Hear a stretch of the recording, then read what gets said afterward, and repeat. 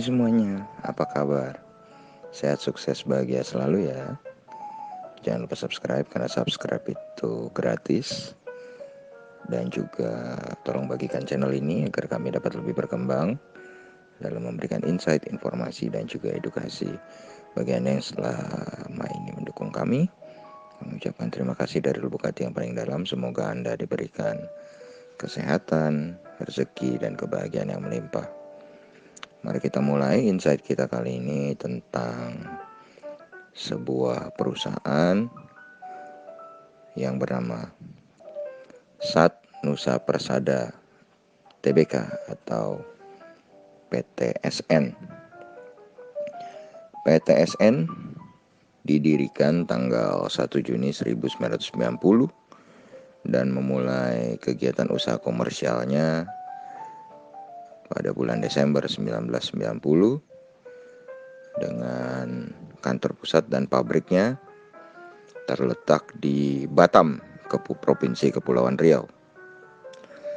Berdasarkan anggaran dasar perusahaannya, ruang lingkup dari PTSN adalah bergerak dalam bidang usaha perakitan alat-alat elektronik, developer, kontraktor, perdagangan, pertanian, pertambangan, perkebunan, perikanan, perhutanan, dan angkutan darat.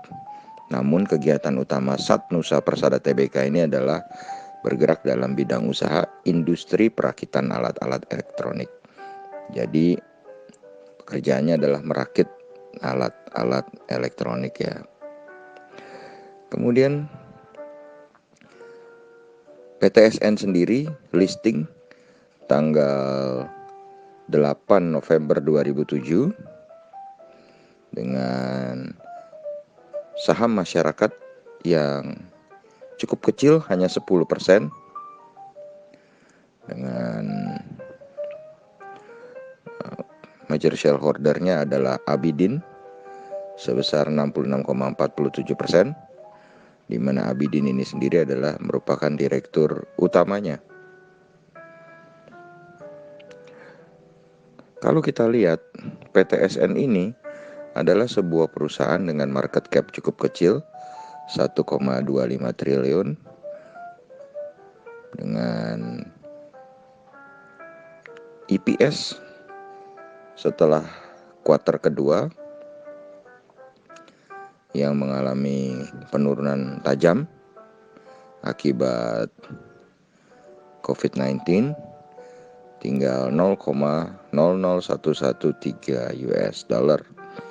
PTSN sendiri mempunyai total penjualan 71,99 juta US dollar dengan aset 150,38 juta US dollar, liability sebesar 69,17 juta US dollar, equity sebesar 81,21 juta US dollar dengan net profit 3,01 juta US dollar. Book value per share-nya sendiri adalah 0,0153 US dollar. PTSN ini mempunyai PER 14,6 kali dan price to book value 1,0 kali, masih cukup murah dengan rasio utang yang cukup memadai, ini 85,18%, masih di bawah 100%, dengan NPM atau net profit margin sebesar 4,17% dan return on equity sebesar 7,41%. PTSN ini belum pernah membagikan dividen atau tidak membagikan dividen dalam beberapa tahun terakhir. Kemudian kalau kita lihat secara year to date, harga PTSN sendiri saat ini di 236, sudah tidak murah lagi karena secara year to date harganya berkisar antara 130 sampai 290. Jadi harganya secara year to date sudah tidak murah. Tetapi kalau kita lihat secara 5 tahunannya, di mana harga terendahnya adalah 17 dan tertingginya adalah 746, maka PTSN ini menjadi sebuah perusahaan yang terlihat masih murah. Kemudian secara year to date, asing juga mencatatkan beli bersih di saham PTSN sebesar 120,54 miliar.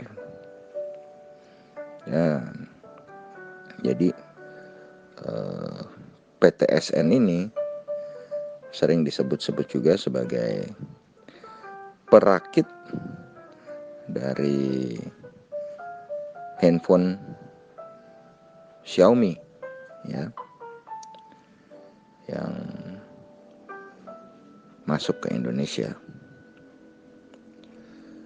Bagaimana pendapat Anda? Apakah saham yang berharga murah ini Rp236